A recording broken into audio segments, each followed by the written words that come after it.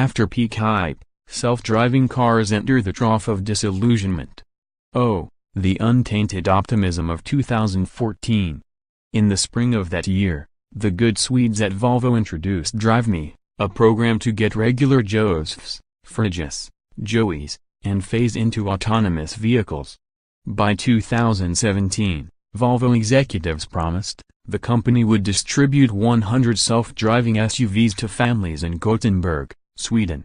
The cars would be able to ferry their passengers through at least 30 miles of local roads, in everyday driving conditions, all on their own. The technology, which will be called autopilot, enables the driver to hand over the driving to the vehicle, which takes care of all driving functions, said Eric Toeling, a technical lead at Volvo. Now, in the waning weeks of 2017, Volvo has pushed back its plans by 4 years. Automotive News reports the company now plans to put 100 people in self-driving cars by 2021, and self-driving might be a stretch. The guinea pigs will start off testing the sort of semi-autonomous features available to anyone willing to pony up for a new Volvo, or Tesla, Cadillac, Nissan, or Mercedes.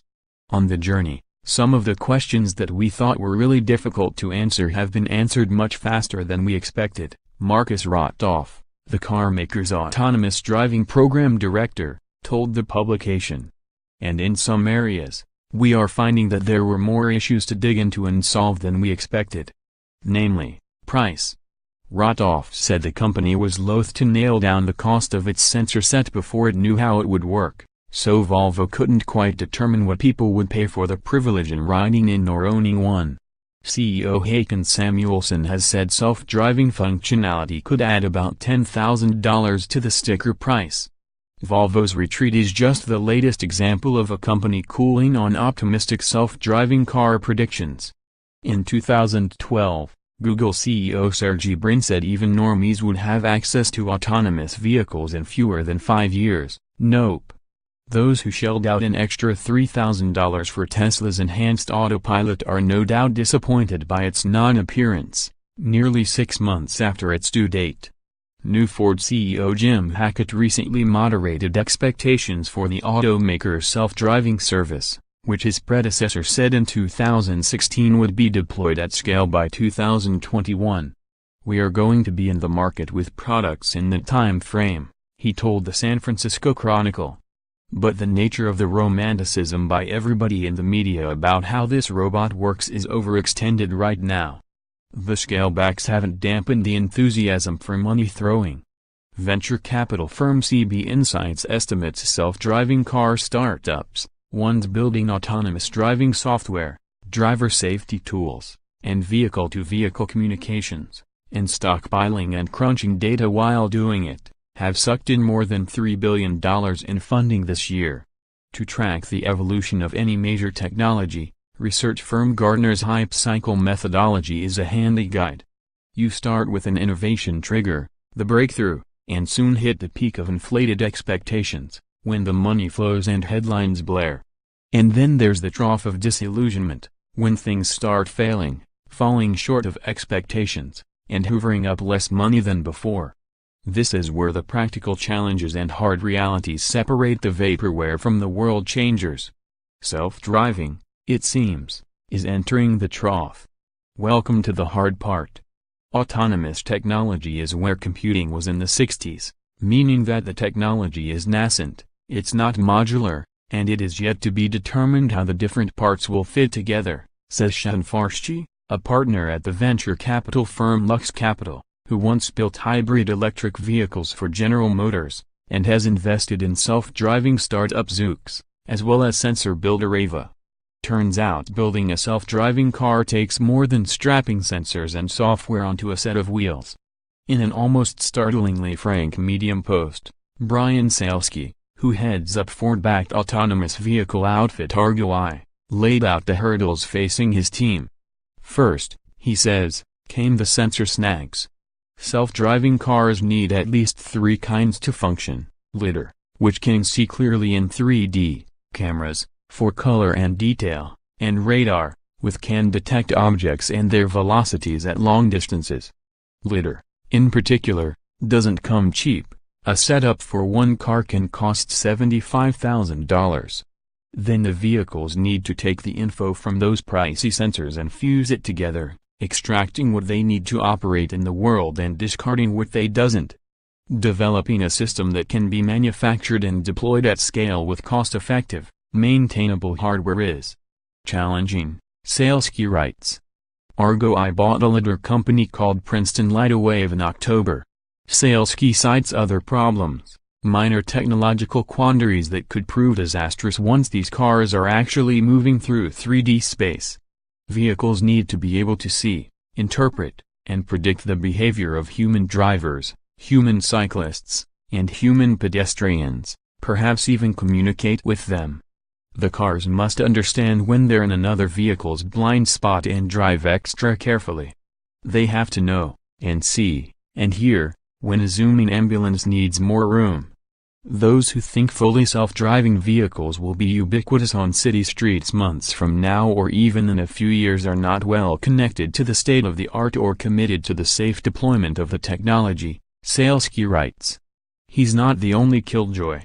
Technology developers are coming to appreciate that the last 1% is harder than the first 99%, says Karl Agnema, CEO of Nutonomy, a Boston-based self-driving car company acquired by automotive supplier Delphi this fall. Compared to last 1%, the first 99% is a walk in the park. The smart companies, Agnema says, are coming up with comprehensive ways to deal with tricky edge cases, not patching them over with the software equivalent of tape and chewing gum. But that takes time. Intel estimates self-driving cars could add $7 trillion to the economy by 2050, $2 trillion in the US alone, and that's not counting the impact the tech could have on trucking or other fields. So it's curious that no one seems quite sure how to make money off this stuff yet. The emphasis has shifted as much to the product and the business model as pure technology development, says Agnema. Those building the things have long insisted you'll first interact with a self-driving car through a taxi-like service. The tech is too expensive, and will at first be too dependent on weather conditions, topography, and high-quality mapping, to sell straight to consumers. But they haven't sorted out the user experience part of this equation. Waymo is set to launch a limited, actually driver-free service in Phoenix, Arizona, next year, and says it has come up with the way for passengers to communicate they want to pull over. But the company didn't let reporters test the functionality during a test drive at its test facility this fall, so you'll have to take its word for it. Other questions loom. How do you find your vehicle? Ensure that you're in the right one? Tell it that you're having an emergency, or that you've had a little accident inside and need a cleanup ASAP. Bigger picture. How does a company even start to recoup its huge research and development budget? How much does it charge per ride? What happens when there's a crash? Who's liable, and how much do they have to pay in insurance? One path forward, money-wise, seems to be shaking hands with enemies. Companies including Waymo, GM, Lyft, Uber, and Intel, and even seemingly extinction-bound players like the car rental firm Mavis, have formed partnerships with potential rivals, sharing data and services in the quest to build a real autonomous vehicle, and the infrastructure that will support it. Still, if you ask an autonomous car developer whether it should be going at it alone, trying to build out sensors, mapping, perception, testing capabilities, plus the car itself, expect a shrug. While a few big car makers like General Motors clearly seem to think vertical integration is the path to a win, it bought the self-driving outfit Cruise Automation last year, and lidar company Strobe in October. Startups providing a la carte services continue to believe they are part of the future. There are plenty of people quietly making money supplying to automakers, says Forrest Tyandola, the CEO of the perception company DeepScale, citing the success of more traditional automotive suppliers like Bridgestone. Other companies seize upon niche markets in the self-driving space, betting specific demographics will help them make cash. The self-driving shuttle company Voyage has targeted retirement communities. Optimus Ride, an MIT spin-off, recently announced a pilot project in a new developed community just outside of Boston, and says it's focused on building software with riders with disabilities in mind. We think that kind of approach, providing mobility to those who are not able-bodied, is actually going to create a product that's much more robust in the end, says CEO Ryan Chin. Those companies are raising money. Optimus Ride just came off an $18 million series of funding round, bringing its cash pool to $23.25 million. But are there viable strategies to survive in the increasingly crowded self-driving space? Okay, so you won't get a fully autonomous car in your driveway anytime soon. Here's what you can expect. In the next decade or so, self-driving cars probably won't operate where you live, unless you're the denizen of a very particular neighborhood in a big city like San Francisco, New York. https://www.wired.com/story/GM Cruise Self-Driving Cars NYC Manhattan/ or Phoenix. These cars will stick to specific, meticulously mapped areas. If, by luck, you stumble on an autonomous taxi, it will probably force you to meet it somewhere it can safely and legally pull over, instead of working to track you down and assuming hazard lights grant it immunity wherever it stops. You might share the ride with another person or three, a la Uber pool. The cars will be impressive, but not infallible. They won't know how to deal with all road situations and weather conditions. And you might get some human help.